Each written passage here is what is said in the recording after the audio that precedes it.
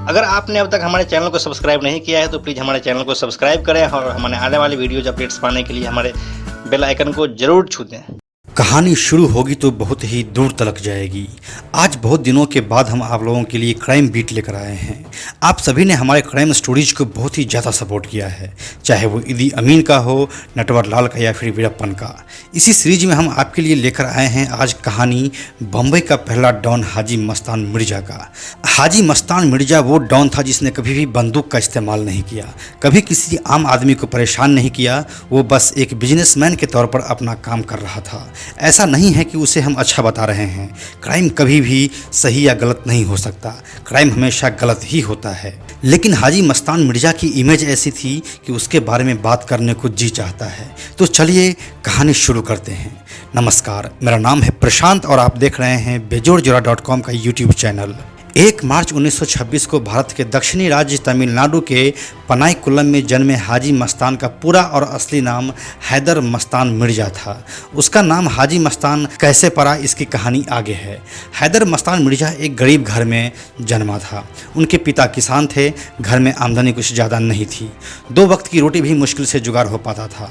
फिर एक वक्त आया कि घर में खाना बनना ही बंद हो गया। साल 1934 में हैदर के पिता ने फैसला किया कि अब वो बम्बई चलेंगे और वहीं पर कुछ काम धंधा किया जाएगा।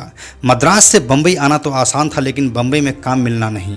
कुछ छोटे मोटे काम करके हैदर के पिता ने कुछ पैसों का जुगाड़ किया और फिर उन्होंने साउथ बॉम्बे के क्रॉफर्ड मार्केट के पास बंगाली टोला में साइकिल पंचर बनाने की एक दुकान खोली। 10 साल का मस्तान पिता के साथ बैठकर काम देखता और सीखता रहता था। 8 साल बीत गए, मस्तान वहीं का वहीं खड़ा था।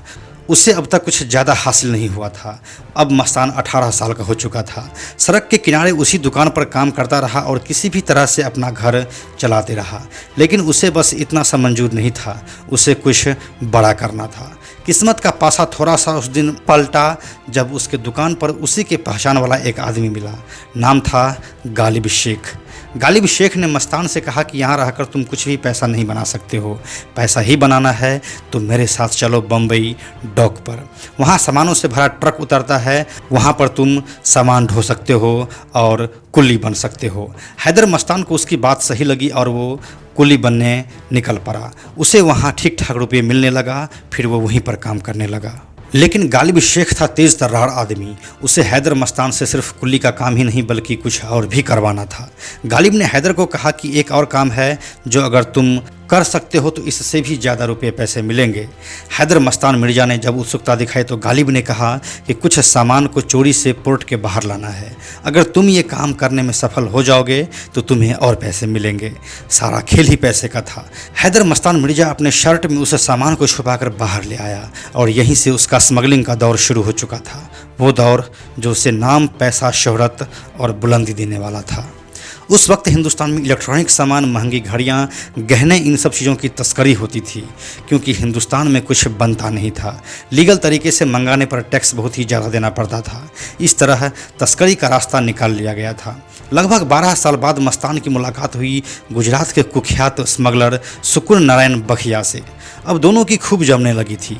तब तक फिलिप्स के ट्रांजिस्टर और कुछ इलेक्ट्रॉनिक सामान भी मार्केट में आ चुके थे। अब तस्करी का धंधा और ज़्यादा फलने फूलने लगा था। हैदर मस्तान मिर्जा को अब पोर्ट भाने लगा था और वो उसे भुनाने भी लगा था। समय आगे की ओर बढ़ता गया और साथ में हैदर मस्तान मिर्जा भी।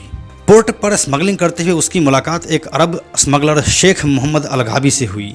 हज के लिए जो लोग अरब देश जाते थे और वहाँ से जब वो सोना या कुछ ऐसा सामान लाते थे तो कस्टम के डर से वो सामान शेख मोहम्मद अलगाबी को दे देता था, जिसे वो गैर कानूनी तरीके से पोर्ट से बाहर निकाल देता था। बदले में उसे कुछ रुपये पैसे मिलते थे। धीरे धीरे काम करते हुए शेख मोहम्मद अलगाबी और हैदर मस्तान मिर्जा में गहरी दोस्ती हो गई। एक बार ऐसे ही सोने का एक बड़ा खेप बम्बई पोर्ट पर उतरा, जिसे शेख मोहम्मद अलगाबी ने कुछ पेटियां हैदर मस्तान को दिया बाहर निकालने के लिए और कुछ वो खुद ही लेकर निकला। लेकिन निकलते वक्त शेख मोहम्मद अलगाबी पुलिस की गिरफ्त में आ गया और उसे जेल हो गई। 3 साल बाद जब वो जेल से बाहर निकला तो हैदर मस्तान मिर्जा ने शेख मोहम्मद अलगाबी को वो पेटियां वैसे ही लौटा दिया जैसा उसको मिला था। पेटियां खोली तक नहीं गई थी। इस बात से शेख मोहम्मद अलगाबी बहुत इम्प्रेस हुआ और उसमें से आधा सोना हैदर मस्तान मिर्जा को दे दिया। बस यहीं से हैदर मस्तान मिर्जा का वक्त बदल गया। मस्तान इसके बाद एक अच्छा सा घर लिया, लंबी गाड़ी ली और स्मगलिंग वाले बिजनेस को पूरे ऑर्गेनाइज्ड ढंग से करना शुरू कर दिया। अब हैदर मस्तान मिर्जा मस्तान भाई बन चुके थे। सफ़ेद कपड़ा, सफ़ेद जूता और 555 ब्रांड का सिगरेट उसकी पहचान बन गया था। ऐसा नहीं है कि वो इस धंधा में अकेला था, 2 लोग और भी थे जो इनके साथ काम कर रहे थे, वरदराजन मुदलियार और करीम लाला। लेकिन मस्तान का एथिक्स अलग था। वो ऐसा किसी भी सामान का स्मगलिंग नहीं करता था जिससे आम लोगों को परेशानी हो, मसलन ड्रग्स, शराब और हथियार। वो बस सोना और इलेक्ट्रॉनिक सामान पर ही अपना बिजनेस खड़ा किया था। वो खुद को समंदर का राजा कहता था। हथियार और शराब स्मगल नहीं करने की वजह से वरदराजन मुदलियार और करीम लाला उससे अलग हो गया और उनका अब खुद का गैंग हो गया। इस तरह से बम्बई में 70 के दशक में 3 गैंग एक्टिव हो चुका था। तीनों गैंग का अपना एरिया बंटा हुआ था, जिसकी वजह से कोई भी गैंगवार नहीं होता था। सारा अपराध पर्दे के पीछे ही होता था, जिससे आम लोगों को कोई तकलीफ नहीं होती थी। मस्तान मिर्जा कस्टम ऑफिसर और पुलिस वालों को भी महंगे महंगे तोहफे देता रहता था, जिसकी वजह से वो लोग भी अपनी आंख बंद किए हुए था। अब मस्तान मिर्जा अपना दखल बॉलीवुड में भी देने लगा। वो नामी फिल्म एक्टर और प्रोड्यूसर से संपर्क बनाने लगा और पैसे के दम पर यह ज़्यादा मुश्किल भी नहीं था, आसानी से हो गया। अब आलम यह था कि दिलीप कुमार और संजीव कुमार जैसे हस्ती मस्तान मिर्जा के साथ बैठने लगे थे। पॉलिटिकल रसूख भी अब कायम हो रहा था। किसी भी गलत काम को किस तरह से मैनेज किया जाता है यह मस्तान मिर्जा को बखूबी आता था। वो लोगों की इंसानी फितरत को तुरंत भांप लेता था। बिना गोली चलाए और बिना कत्ल किए वो बम्बई का डॉन बन चुका था। बम्बई का पहला डॉन जो बम्बई को अपनी महबूबा कहता था। फिल्मों से मस्तान मिर्जा का कुछ खास लगाव था। कहते हैं कि वो मधुबाला का दीवाना था। दोनों के बीच दोस्ती भी थी, लेकिन रिश्ता नहीं बन पाया। इसके बाद मधुबाला जैसी दिखने वाली हीरोइन सोना से मस्तान ने शादी कर ली। सोना के लिए मस्तान ने फिल्मों में बहुत पैसे खर्च किए, पर उनकी फिल्में नहीं चल पाई। दिलीप कुमार, अमिताभ बच्चन, राज कपूर, धर्मेंद्र और फिरोज खान से मस्तान की दोस्ती के किस्से बम्बई में आज भी सुनाई जाती है। यह रसूख इतना था कि मस्तान के कामों पर कोई उंगली नहीं उठाता था। सरकार के कामों के अलावा मस्तान के कामों को भी अलिखित कानून ही मान लिया गया था पूरे बम्बई में। अब देश राजनीतिक रूप से बदलने लगा था।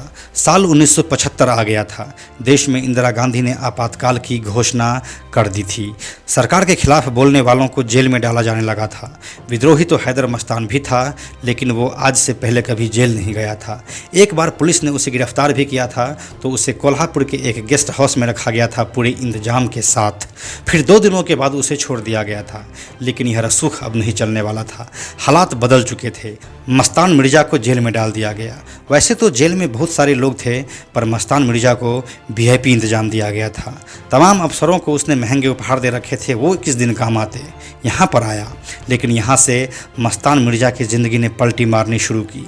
बम्बई की जेल में मस्तान की मुलाकात हुई एक गांधीवादी इंसान से। यह इंसान था जयप्रकाश नारायण। जेपी को पैसे और ताकत का चस्का नहीं था, लेकिन उस दौर में इस आदमी के दीवाने पूरे हिंदुस्तान में फैले हुए थे। जेपी से मिलने के बाद मस्तान को महसूस हुआ कि वो कितना छोटा शख्सियत का आदमी है। 18 महीने के बाद जब इमरजेंसी हटी और मस्तान जेल से बाहर निकले, तो अब वह जुर्म से नाता तोड़ चुका था। किस्सा तो इस बात का भी है कि मस्तान ने इंदिरा गांधी को अपनी रिहाई के लिए बहुत सारे पैसों की पेशकश की थी, लेकिन किसी ने भी इस तरफ ध्यान नहीं दिया। बम्बई में इमरजेंसी के दौरान मस्तान ने कई नेताओं को छुपने भागने में मदद की थी, इसलिए उसे तो छोड़ा जा ही नहीं सकता था। लेकिन इसका फ़ायदा मिला जनता पार्टी की नई सरकार बनने के बाद। मस्तान पर किसी भी तरह का कोई केस नहीं चला। इसके बाद मस्तान हज यात्रा पर गया और जब वो वहाँ से लौटा तो लोग उसे हाजी मस्तान बुलाने लगे थे। यही हाजी मस्तान उसका नाम बनकर रह गया, जो अब तक कायम है। 1980 में हाजी मस्तान ने राजनीति में एंट्री लिया। 1984 में महाराष्ट्र के ही एक दलित नेता जोगिंदर कावड़े के साथ मिलकर दलित मुस्लिम सुरक्षा महासंघ नाम से पार्टी बना ली। यह अभी सुनने में दिलचस्प लगता है कि आज़ादी के वक्त का गैंगस्टर दलित मुस्लिम की राजनीति कर रहा था। दिलीप कुमार खूब प्रचार करते थे इस पार्टी का। बम्बई, कलकत्ता और मद्रास में इस पार्टी का प्रचार हुआ, लेकिन राजनीति स्मगलिंग और फिल्मों से एकदम ही अलग क्षेत्र है। और तो और इसका नशा और तरीका भी अलग है। हाजी मस्तान की हर जगह से करारी हार हुई। उसके राजनीतिक पार्टी को भी सफलता नहीं मिली। हाजी मस्तान का बिजनेस फिर भी बदस्तूर जारी रहा। उसके ऊपर कोई संगीन जुर्म जैसे रेप और मर्डर का आरोप नहीं था और स्मगलिंग को वो अपराध नहीं मानता था, इसलिए उसका वो धंधा लगातार चल रहा था। एक किस्सा बहुत मशहूर है कि एक कस्टम के अफसर ने जब हाजी मस्तान को परेशान कर दिया था, तब उसका ट्रांसफ़र करा दिया गया। जब वो अफसर जा रहा था तो हाजी मस्तान एयरपोर्ट पहुँचा पहुंचा, प्लेन में चढ़ा और अफसर को गुड बाय बोल के आया। इस तरह का कद रखता था हाजी मस्तान। यह बिल्कुल किसी फिल्म की सीन सा लगता है। अब हाजी मस्तान के साथ दाऊद इब्राहिम, अबू सलेम और छोटा राजन जैसे लोग भी जुड़ गया था, लेकिन वो हाजी मस्तान के छत्र छाया में ज़्यादा दिन तक काम नहीं कर सका। वो इसलिए कि मस्तान एक ज़मीर का था, लेकिन दाऊद इब्राहिम, अबू सलेम और छोटा राजन जैसे नए लड़के अपना ज़मीर तक बेचने को तैयार था। दाऊद इब्राहिम गैंग के आने के बाद अब वैसी बम्बई नहीं रह गई थी। हाजी मस्तान जिसे अपनी महबूबा कहता था, वो अब उसके हाथ से फिसलने लगी थी। नए लड़के कुछ भी करने को तैयार था। बम्बई में अब गैंगवार होने लगा था। दाऊद गैंग के साथ ही पठान गैंग और कई दूसरे गैंग भी एक्टिव हो रहा था। बम्बई की सड़कें अब खून से नहाने लगी थी। इसी देश विरोधी बातों का परिणाम था 1993 का बम्बई धमाका। दाऊद यह करके दुबई भाग गया और बाकी गैंग भी फिलहाल अंडरग्राउंड हो चुका था। दिल की बीमारी की वजह से 25 जून 1994 को हाजी मस्तान का देहांत हो गया। हाजी मस्तान की 3 बेटियां हैं, कामरूनिसा, मेहरूनिसा और शमसाद। 2 बम्बई में और 1 लंदन में रहती है। हाजी मस्तान ने एक बेटे को भी गोद लिया था जिसका नाम सुंदर है। सुंदर हिंदू ही रहे, उन्होंने अपना धर्म परिवर्तन नहीं किया। साथ ही हसीन मिर्ज़ा नाम की उनकी एक बेटी है जो यह क्लेम करती है कि वो हाजी मस्तान और सोना मिर्ज़ा की बेटी है। कुल मिलाकर देखा जाए तो यह थी कहानी हाजी मस्तान की। कैसे एक इंसान ने बिना बंदूक उठाए लगभग 2 दशक तक बम्बई पर राज किया था। अपराध अच्छा या बुरा नहीं होता है, वो तो बस बुरा ही होता है। फ़र्क करता है अपराधी का इमेज। अपने इसी इमेज से हाजी मस्तान ने सब कुछ बनाया था। हाजी मस्तान की लोकप्रियता को बॉलीवुड वालों ने भी खूब भुनाया।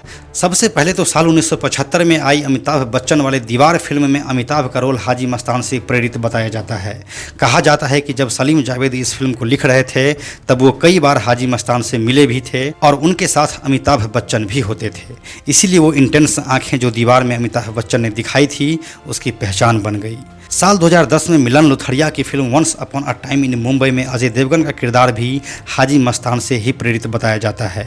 वही सफ़ेद शर्ट और पैंट, वही सफ़ेद जूते, सिगरेट पीने का स्टाइल और वही इंटेंस आंखें। अमिताभ बच्चन और अजय देवगन दोनों ने ही हाजी मस्तान के किरदार को बड़े स्क्रीन पर जिया है। तो यह थी पूरी कहानी हाजी मस्तान मिर्ज़ा की। इसी तरह के और दिलचस्प किस्सों के लिए आप हमारे साथ ज़रूर बने रहिए। कोरोना पैंडेमिक के बावजूद भी देश में अनलॉक हो रहा है और बाज़ारें खुल रही है। बहुत ज़्यादा ज़रूरी हो तभी अपने घर से बाहर निकलें। बच्चों और बुजुर्गों का खास ध्यान रखें और अपने चारों तरफ हाइजीन मेंटेन जरूर करें। यह वीडियो अगर आपको पसंद आया तो इसे लाइक और शेयर जरूर करें। आने वाले वीडियोज़ के लिए बेजोड़ जोड़ा को सब्सक्राइब करके बेल आइकन को टच करना ना भूलें। Thank you so much.